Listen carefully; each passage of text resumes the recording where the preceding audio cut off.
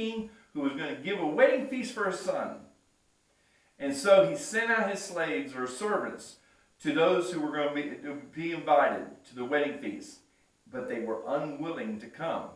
Again, he sent out the servants saying, tell those who have been invited, behold, I have prepared my dinners. If I have my oxen, I fatten livestock, or butcher, everything is ready. Come to this wedding feast. But they paid no attention. And they went their way, one to their own farm, one to his business. And the rest seized the servants and mistreated them and killed them. The king was enraged. He sent his armies in to destroy those murderers and set their cities on fire.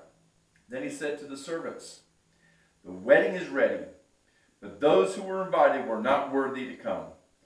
So go, therefore, to the main highways, as many as you can find there, and invite them to the wedding feast.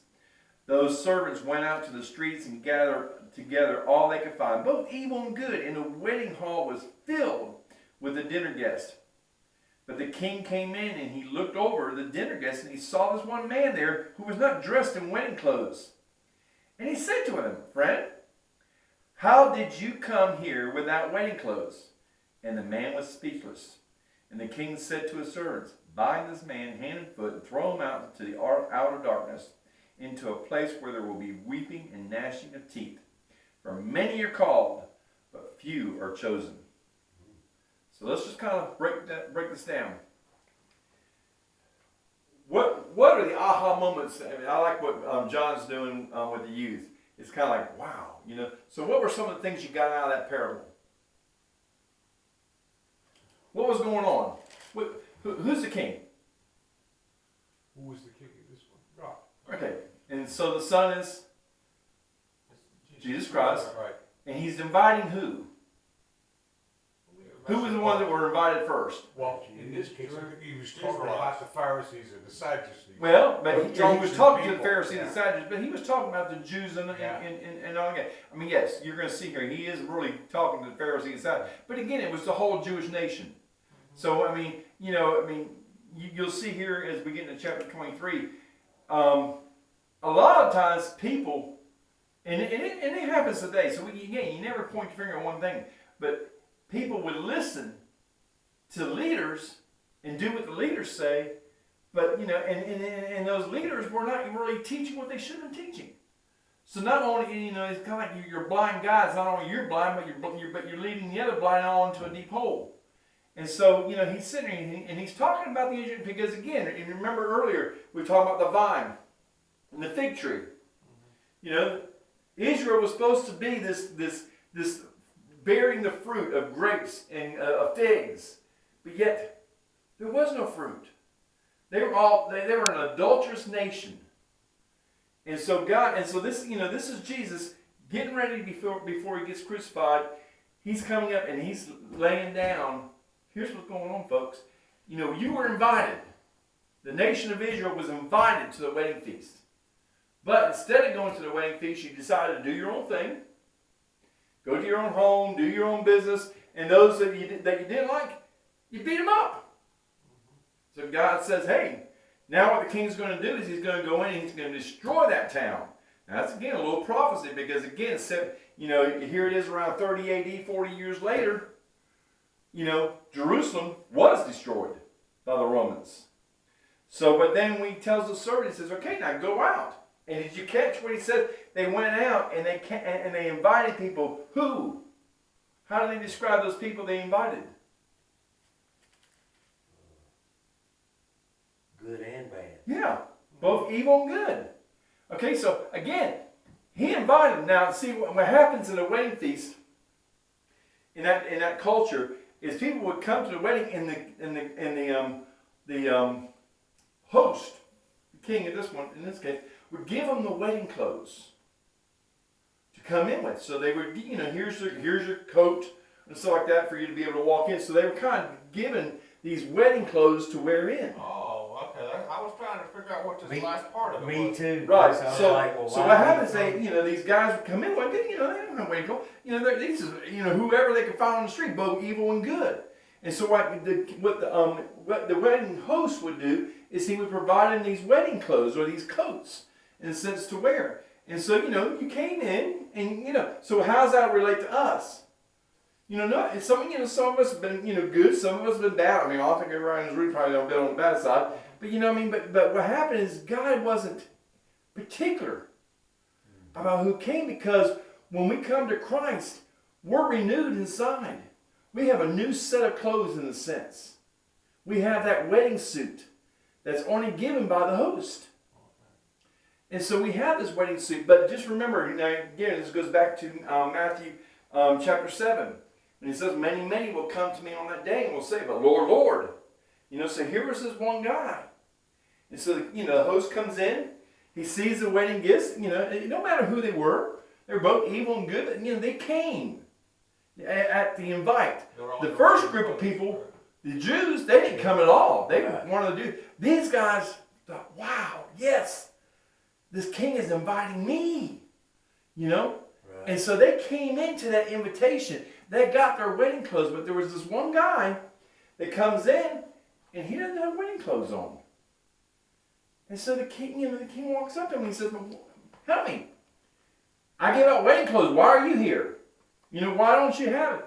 And that's where it goes back to, like the parable I was telling you about back in Matthew 7, where it says, many, many will come to me on that day and will say, but Lord, Lord, did I not do this? Did I not do that? And Jesus is going to say, but God, I never knew you, because you never knew me. So here was the guy that would come in, and so this is, why Jesus says at the very end, many are called, but few are chosen. Okay? He said earlier, broad is the way to destruction, narrow is the path. Yes, it sounds good to be a believer in God. Just like the parable what we studied earlier, where he was throwing out seed. The seed is the word of God. John tells you who that word is. The word is Jesus. The word was with God. The word was God. So God's throwing out Jesus, throwing out seeds. Here's the gift. Here's the invitation. But what's happening is people aren't, some of them will accept it, but that's as far as it goes. And then it just gets eaten up, or it never grows or whatever. Some of it gets into soil and grows, but then the world and the weeds and the tares all just kind of go in and grow in with it. And so therefore they're not really producing any fruit. And then there's those that get sown into good soil that actually provides the fruit. And so, here's this guy here. And he says, hey, but look, you're not, you came in, but you don't have any wedding clothes. And so, he gives a real clear picture. And we've seen this before with other parables, where he says they'll go out into the darkness, where there'll be weeping and gnashing of teeth. What's that describing? That's describing Hades. That's describing the eternal punishment. Okay? Because, people think, what was it? Who was it? I'll forget now. There was some rock band singer back in the 70s and early 80s. Anyway, I remember a comment he made. He says, all my friends are going to hell. We're going to have a party in hell. Thinking that, hey, hell's just another version of heaven. It's just got all the bad guys in it instead of all the good guys. But we're going to have a party. And God keeps reminding people that hell is not a place that you're going to see who's next to you. You're going to be in so much agony, and there's going to be so much darkness. Have you ever been in a room where it is just totally pitch black? Duke Power has a testing lab downstairs in the IT building where we used to work and stuff like that. And there's this testing lab that they use to measure light and certain instruments and stuff like that. And it is a total dark room. So you go in the room and you stand still and you go and you shut the door and turn off the light, and there is nothing. You cannot see your hand. You can't see nothing. It is just total black. Not only is hell going to be a place where just that you're not going to see what's going on, but you're going to be in a place of just agony. Oh yeah. And that's an eternal punishment. Trust me, I just got last week I had a flu bug or some sort of stomach virus. But my stomach was almost like I thought I was getting ready to have. My wife said, "Are you sure you're not having kidney stones? Because I've had kidney stones and now it's painful." But this was real. I mean, my whole system was just in knots.